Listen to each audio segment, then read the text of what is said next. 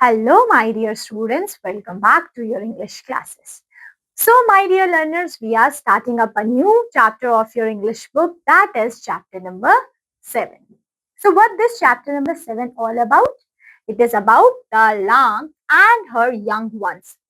अब हम देखेंगे किसके बारे में. सबसे पहले द lamb, ये कौन है? ठीक है. And her young ones, ये कौन है? ठीक है. Let's see. Okay. चलिए.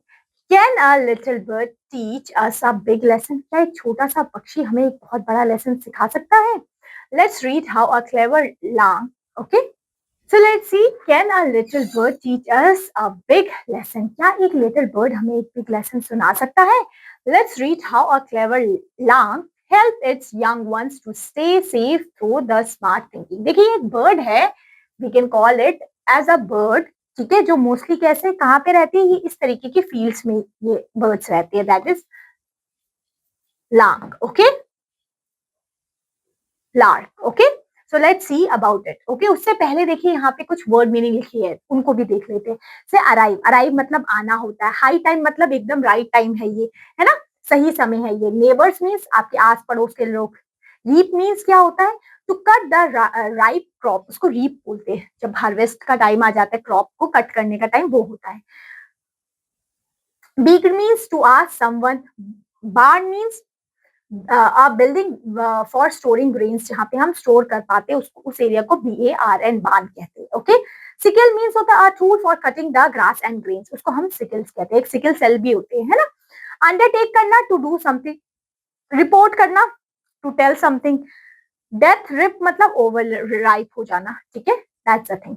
चलिए आप देखते हैं इस पक्षी के बारे में, क्या है ये पक्षी, क्या है, क्या बताना चाह रहा है. चलिए. A lark. Okay, LARK.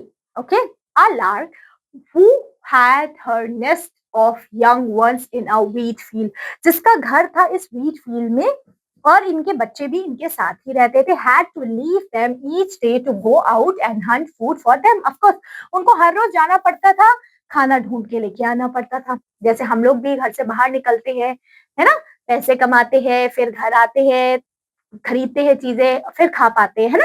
उसी तरीके से इन लोगों को भी ऐसे ही करना होता था. As the wheat ripened, the mother expecting the arrival of reapers left word that the young lambs shouted report to her all they heard. Of course ये अब ऐसा टाइम आ गया था जब ये wheat की फसल कटती थी. अब इनका घर इन्हीं में ही था. अगर ये फसल कट जाएगी तो इनका घर भी टूट जाएगा.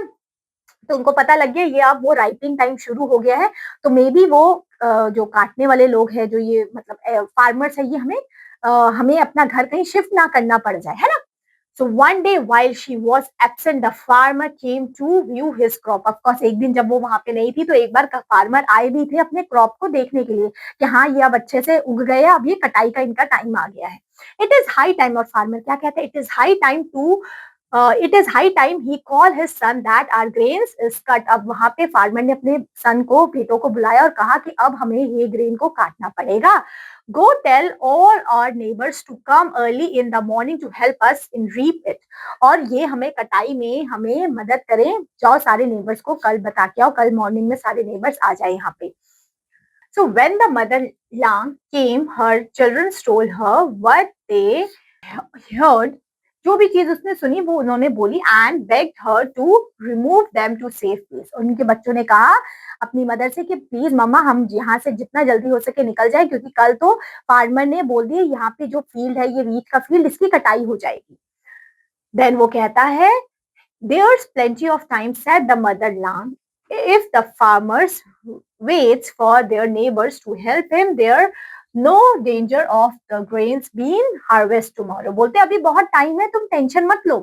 Then फिर क्या होता है, the next day the owner came again and finding the day warmer and the wheat did trip and nothing done, said the son, there is not a moment to be lost. We can't depend upon our neighbors. We must call in our all relatives. Of course उस time पे बहुत गर्मी थी तो कोई neighbours वहां आए नहीं. उनको लगा कि कोई नेबर्स का वेट नहीं करना चाहिए, हमें अपने जितने रिलेटिव्स हैं उन्हीं को बुला लेते हैं.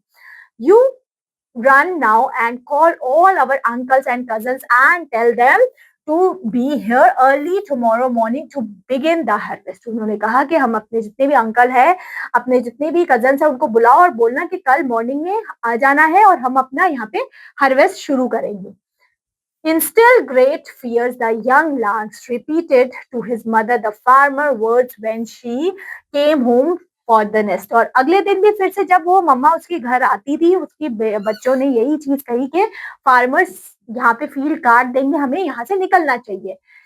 If that is all she said, then do not let it frighten you, for relatives always have harvesting of their own to do, but I want you to listen very carefully to what you hear the next time and be sure to let me know what he said. और उसने क्या कहा, अगली बार जो सुनेंगे वो ध्यान से सुनना. अब the next day while she was away, और जब अगले दिन जब वो उसकी मदद गई हुई थी अपना खाना ढूंढने के लिए, the farmer came as before. उस दिन भी फार्मर आते हैं and finding the grain almost ready to fall to the ground from overripeness and still no one at work. और उस दिन भी उसने आके ये देखा कि आज भी कोई काम पे नहीं आया और ये जो वीट है ये बिल्कुल अपनी चरम सीमा पे है कि अब इसको काट देना चाहिए. Call to his son, उसने अपने सन को बुलाया, बेटों को. We can't wait for our neighborhoods and relatives any long. उसने कहा कि देखो नेबर्स को बुलाया वो भी नहीं आए, रिलेटिव्स को बुलाया वो भी नहीं आए, अब हम किसी का इंतजार नहीं करते, अब हमें ही लगना पड़ेगा इसके लिए.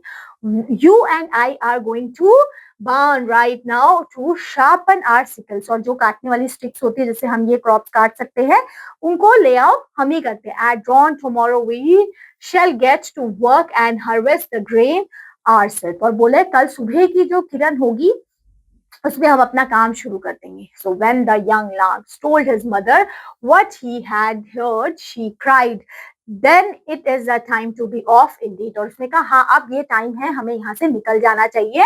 If the master has made up his mind to undertake the work himself, the grain will be ready to cut. और उसने कहा कि अगर मास्टर मतलब जो फार्मर ने ही खुद से सोच लिया कि कोई आए ना आए मैं कल आके काट दूंगा, that means अब हमें यहाँ से निकल जाना चाहिए. So the mother lamb moved her nest and the next day the farmer and his son came with their stickles and harvest the wheat. और अगले दिन वो आते हैं और उन्होंने अपना वीट को कट किया और उसको हार्वेस्ट किया. तो ये था आपका चैप्टर क्लियर हुआ, समझ में आया? तो बेस्ट, यही आपकी क्लास थी, यही आपका चैप्टर था. अब मिलते हैं आपसे नेक्स्ट क्लास में विद अ न्यू चैप्टर. तब तक के लिए take care, have a good day, bye bye. मिलते हैं आपसे नेक्स्ट क्लास में विद अ न्यू चैप्टर. तब तक के लिए take care, have a good day, bye bye.